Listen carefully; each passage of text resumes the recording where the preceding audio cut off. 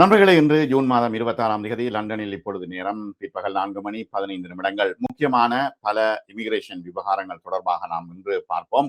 பிரபுக்கள் சபை இந்த ILR 5 வருடங்களை 10 வருடங்களாக 15 வருடங்களாக மாற்றுகின்ற இந்த செயலை கண்டித்திருக்கிறது. அது மட்டுமல்ல, 5 வருடங்களில் குடியேற்றக்காரர்களுக்கு, ஒர்க் பெர்மிட்டில் வந்தவர்களுக்கு விசாவை கொடுங்கள், ILR-ஐ கொடுங்கள் என்று பிரபுக்கள் சபை தற்பொழுது பரிந்துரை செய்திருக்கிறது அமைச்சரவைக்கு.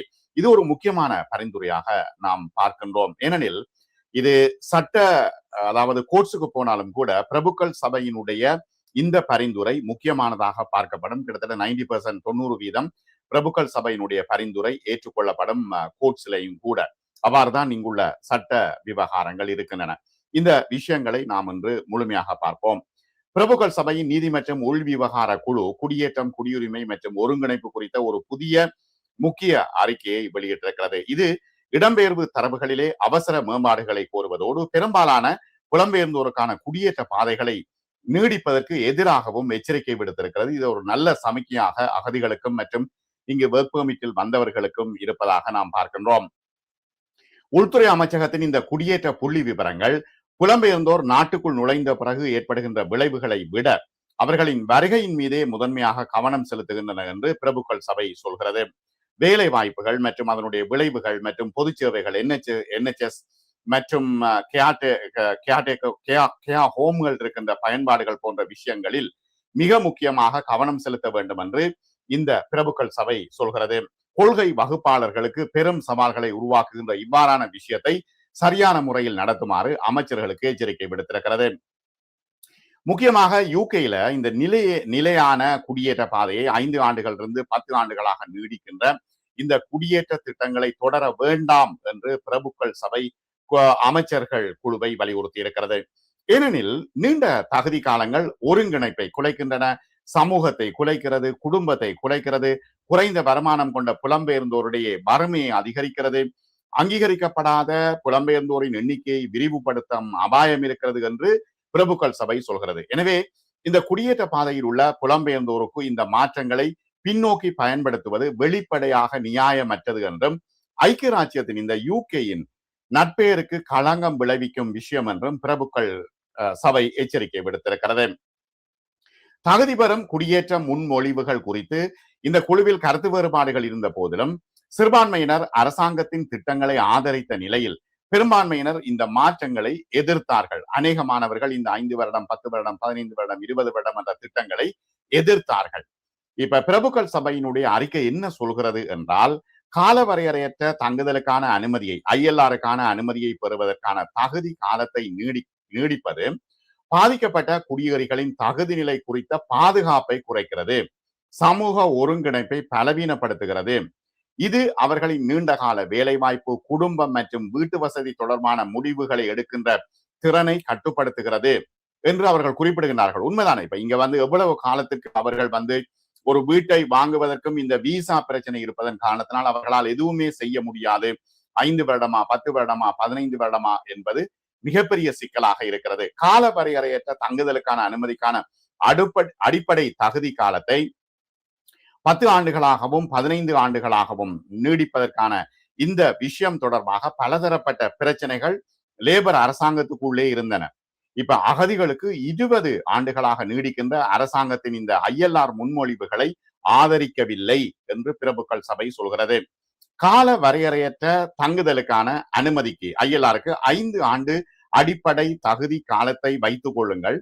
அதே வேளையில் ஒரு விஷயத்தையும் பிரபுக்கள் சபை சொல்கிறது.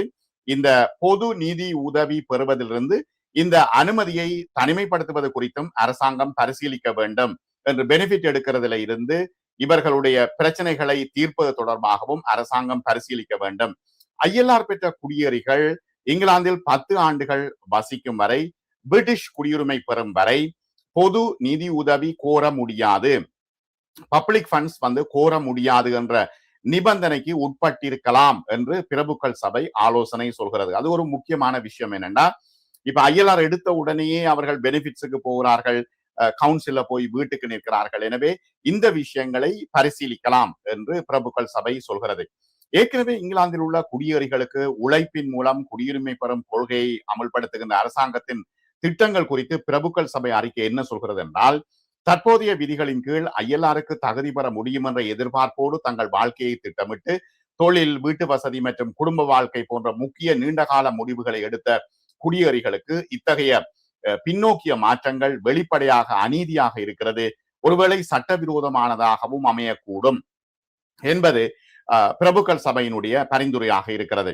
இங்கே ஹாங்காங் விசா பாதையில் உள்ள குடியேறிகளின் விஷயத்தில் இது மிகவும் மோசமானதாக அமைகிறது. என்னன்னா, ஹாங்காங்கிலிருந்து ஏற்கனவே பிரிட்டிஷ் கொலனியா இருந்த ஹாங்காங்ல வசித்தவர்கள் இங்க வந்து இவ்வாறான நிலைமைகளுக்கும் இறுக்கத்துக்கும் உள்ளாகினால் இது மிகப்பெரிய மோசமானதாக அமைகிறது. ஏனெனில் இத்தகைய நிபந்தனைகள் ஏதுமின்றி பிரிட்டிஷ் குடியுரிமை பெறுவதற்கான வழிமுறை அவர்களுக்கு வழங்கப்படும் என்று முந்தைய அரசாங்கங்கள் அறிக்கைகள் உறுதி அளித்திருந்தன. திரும்ப திடீரென்று இதை மாற்றும் பொழுது அவர்களால் தங்களுடைய குடும்ப வாழ்க்கை சிதைந்து போகக்கூடிய வாய்ப்பு இருக்கிறது. எனவே இந்த விஷயங்களை கவனமாக கையாள வேண்டும் என்று பிரபுக்கள் சபை அழகாக இந்த அறிக்கையில் குறிப்பிட்டிருக்கிறது.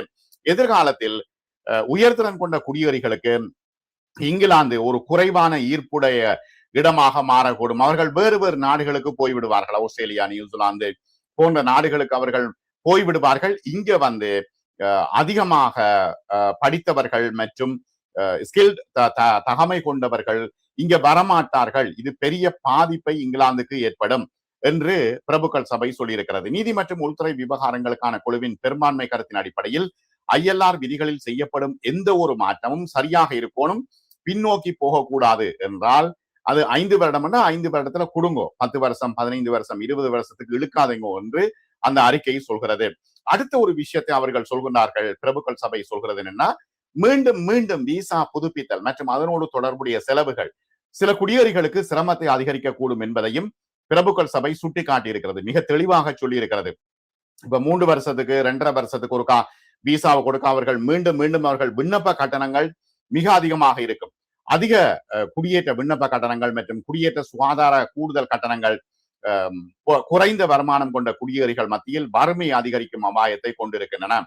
புதுப்பிப்பு கட்டணத்தை செலுத்த முடியாத நிலையில் சிலர் சட்டப்பூர்வ தகுதியை இழக்க நேரிடலாம். இது மிகப்பெரிய அநியாயம் என்றும் பிரபுக்கள் சபை சுட்டிக்காட்டியிருக்கிறது. அடிப்படையில் ஒரு பாதுகாப்பு பாதையில் உள்ள அகதிகளுக்கான முன்மொழிவை அந்த அறிக்கை தெளிவாக விமர்சிக்கிறது. அகதி அந்தஸ்து குறித்த மறு ஆய்வுகள் 2.5 ஆண்டுகளுக்கு ஒரு முறை மேற்கொள்ளப்படும் வகையிலான 20 ஆண்டுகால குடியேற்ற நடைமுறையானது சமூகத்தோடு, பிரிட்டிஷ் சமூகத்தோடு ஒன்றிணைவதை பாதிக்கும் அபாயத்தை கொண்டிருக்கிறது. வேலை, குடும்பம் அல்லது வாழ்க்கையின் பிற அம்சங்கள் குறித்து நீண்டகால முடிவுகளை எடுப்பதற்கான அகதிகளின் வாய்ப்புகளையும் வேலைக்கு வந்தவர்களின் வாய்ப்புகளையும் வலுவிழக்க செய்கிறது என்று பிரபுக்கள் சபை தெளிவாக சொல்லியிருக்கிறது. தொடர்ச்சியான அரசாங்கங்களின் கொள்கை முடிவுகளால் உள்துறை அமைச்சகம் தற்பொழுதுள்ள குடிவரவு, குடியேற்றம் மற்றும் குடியுரிமை அமைப்பை நிர்வகிப்பதில் சிரமத்தை எதிர்கொள்கிறது. சாத்தியமான நவீனமயமாக்கல் வேண்டும் மற்றும் செயல்திறன் மேம்பாடுகள் இருந்த போதிலும் விண்ணப்பங்களின் எண்ணிக்கையும் சிக்கலையும் அதிகரிக்கிறது. இந்த பிரச்சனையை மேலும் மேலும் மோசமாக்குகிறது. கூடுதல் பணியாளர்கள் இல்லாமல் முன்மொழியப்பட்ட புதிய அமைப்பை உள்துறை அமைச்சகத்தால் செயல்படுத்த முடியும் என்பதில் தங்களுக்கு நம்பிக்கை இல்லை என்றும் இந்த மதிப்பீடு குறித்து தாங்கள் வருந்துகிறோம் என்றும் பிரபுக்கள் சபை சொல்கிறது. என்னன்னா, எல்லாத்தையும் நீங்கள் டிஜிட்டல் மயமாக்குங்கள், முழுவதுமாக டிஜிட்டல் மயமாக்குங்கள். இப்ப ஹோம் ஆபீஸ்ல வந்து ஆட்கள் இல்லை என்ற காரணத்துக்காக இவ்வாறான பிரச்சனைகளை எதிர்கொள்வதில் சிரமம் இருக்கிறது. எனவே இதனை டிஜிட்டல் மயமாக்கி முழுவதுமாக இலகுவாக்குங்கள் என்றும் அவர்கள் சொல்கின்றார்கள்.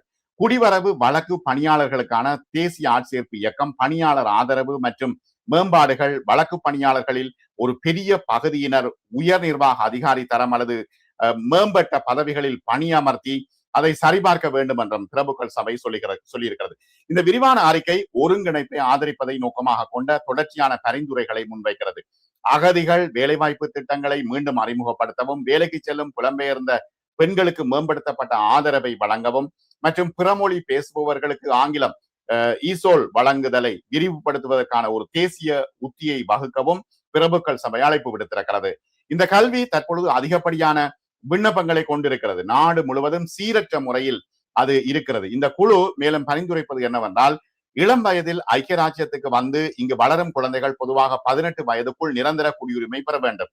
குடியுரிமையை பொறுத்தவரை குடியேறிய பெரும்பாலான புலம்பெயர்ந்தோரின் இறுதி இலக்கு பிரிட்டிஷ் குடியுரிமையாக இருக்க வேண்டும் என்று பிரபுக்கள் சபை வாதிடுகிறது. மேலும் பிரிட்டிஷ் விழுமியங்கள் மற்றும் ஐக்கிய ராஜ்யத்தில் வாழ்வதற்கான நடைமுறை அறிவு ஆகியவற்றில் அதிக கவனம் செலுத்துவது உட்பட ஐக்கிய ராஜ்யத்தினுடைய வாழ்க்கை லைஃப் இன் த யூகே தொடர்பாக அவர்களுக்கு தெளிவாக விளங்கப்படுத்துங்கள் என்றும் அவர்கள் குறிப்பிடுகின்றார்கள்.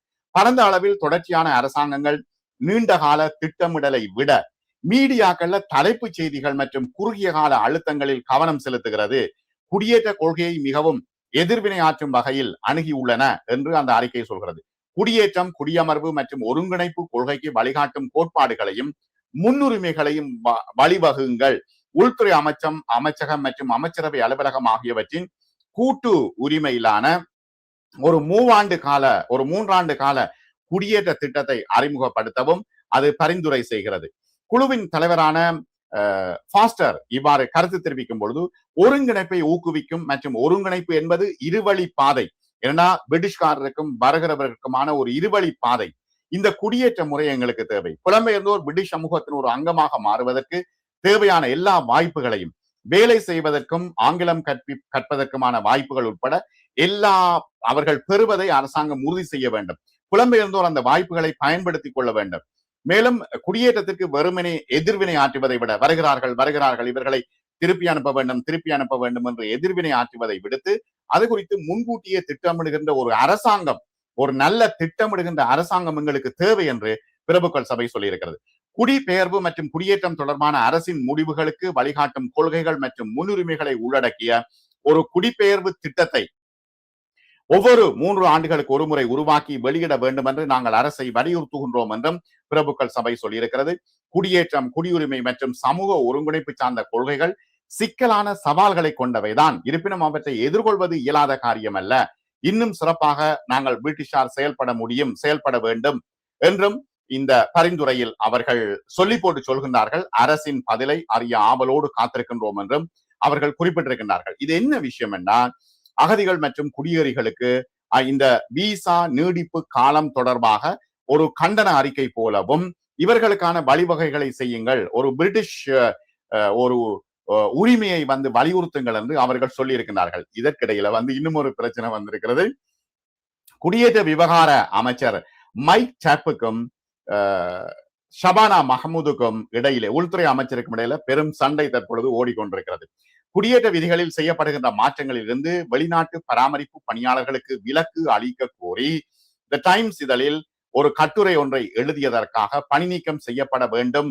யாரு? மைக் டப், குடியேற்ற விவகார அமைச்சர் பணி நீக்கம் செய்யப்பட வேண்டும் என்று ஷபானா மஹமூத் தற்பொழுது வலியுறுத்தி இருக்கின்றார். அது மிக பெரும் சண்டையாக தற்பொழுது மாறி இருக்கிறது. உள்துறை அமைச்சரின் ஷபானா மஹமூதின் ஒப்புதலின்றி முக்கிய ஆவணங்களை பார்ப்பதற்கோ அல்லது கூட்டங்களில் பங்கேற்பதற்கோ மைக் டப்புக்கு அனுமதி மறுக்கப்பட இருக்கிறது.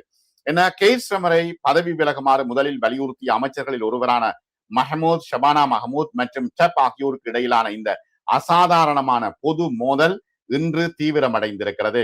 தான் அச்சுறுத்தலுக்கு பணிய போவதில்லை என்று இளைய அமைச்சர் உறுதியாக கூறியிருக்கிறார். மைக் டப் உறுதியாக கூறியிருக்கிறார். அவர் ஆர்மியில இருந்தவர், ஆப்கானிஸ்தான்ல எல்லாம் பணியாற்றியவர். அவர் சொல்றார், நான் இதுக்கெல்லாம் பயப்பட மாட்டேன் என்று அவர் சொல்றார். பிரதமராக கீரின் பதவி காலத்தின் இறுதி நாட்களில் அமைச்சரவை ஒழுக்கம் சீர்குலைந்திருப்பதாகவும் அவர் டோவர் தொகுதி எம்பி அவர் தன்னை பணி நீக்கம் செய்யுமாறு மஹமூத் விடுத்த கோரிக்கைக்கு எதிராக தனது எக்ஸ் கணக்கில் சவாலான பதிலை வெளியிட்டிருக்கின்றார். பிறகு அது நீக்கப்பட்டதாக இருக்கிறது. மைக் டப் சொல்கின்றார், தனது ஆதரவாளர் ஒருவருக்கு பதிலளிக்கும் பொழுது, இந்த அச்சுறுத்தும் முயற்சி வேடிக்கையாகவும் இருக்கிறது. நான் ஆர்மியில இருந்த நேரத்துல தலிபான்களை எதிர்கொண்டுள்ளேன், பயங்கரவாதிகளையும் வீழ்த்தி உள்ளேன், எப்பொழுதும் நாட்டுக்கே முதலிடம். ஆகவே ஷபானா மஹமூத் செய்கின்ற இந்த வேலைகளை நாங்கள் அங்கீகரிக்க மாட்டேன் என்று அவர் குறிப்பிட்டிருக்கின்றார். ஆகவே அவரது கருத்துக்கள் முக்கியமாக ஷபானா மஹமூத் என்ன சொல்றாங்கன்னா, ரகசிய தகவல்களை வெளியிடுவதாக விடுக்கப்பட்ட மிரட்டலாக அரசாங்கத்தில் உள்ள சிலரால் இது கருதப்படுகிறது. என்னன்னா, ஷபானா மஹமூத் உள்ள பல விஷயங்களை மைக் டப் டைம்ஸ்ல எழுதிட்டார். மிகப்பெரிய கட்டுரையாக என்ன எழுதினாருன்னா, இப்ப இங்க இருக்கிற ஒர்க் பர்மிட்ல இருக்கிறார்களுக்கெல்லாம் 5 வருடங்கள்ல விசா கொடுக்க வேணும், அவர்களை வெளியேற்றக்கூடாது என்று அவர் உறுதியாக இருக்கிறார். என்னன்னா, ஆட்சி மாற நேரத்துல அவர் ஒரு அமைச்சராக பதவி வகிப்பதற்காக இவ்வாறு செய்கின்றார் என்று ஷபானா மஹமூத் தற்பொழுது சொல்லிக் கொண்டிருக்கின்றார்.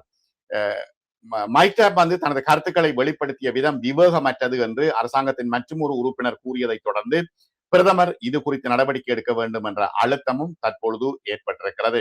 டைம்ஸ் இதழிலே மைக் எழுதியுள்ள கட்டுரையில் அவரது கருத்துக்களும் உள்துறை அமைச்சகத்தில் அவர் ஆராய்ந்து வரும் சில விவகாரங்களும் விவரிக்கப்பட்டுள்ளன என்பதுதான் தற்போதுள்ள பிரச்சனையாகவே லேபர் கட்சிக்கு உள்ளேயே இந்த இமிகிரேஷன் தொடர்பான மிகப்பெரிய சர்ச்சை வெடித்து பூதாகரமாக இருக்கிறது. பிரபுக்கள் சபை சொல்லி இருக்கிறது 5 வருடங்கள்ல நீங்க எல்லாருக்கும் ஐஎல்ஆர கொடுக்கும் ஒன்று. ஆகவே இவ்வாறான ஒரு நிலைமை காணப்படுகிறது. அரசாங்கம் என்ன முடிவு எடுக்க போகிறது என்பதை பொறுத்திருந்து தான் பார்க்க வேண்டும். மிக்க நன்றி நண்பர்களே. சப்ஸ்கிரைப் செய்யாத நண்பர்கள் சப்ஸ்கிரைப் செய்யுங்க. லைக் பட்டன் அழுத்துங்க, ஹை பட்டன் அழுத்துங்க. உடனுக்குடன் உங்களுக்கு செய்திகள் வந்து சேரும். மிக்க நன்றி.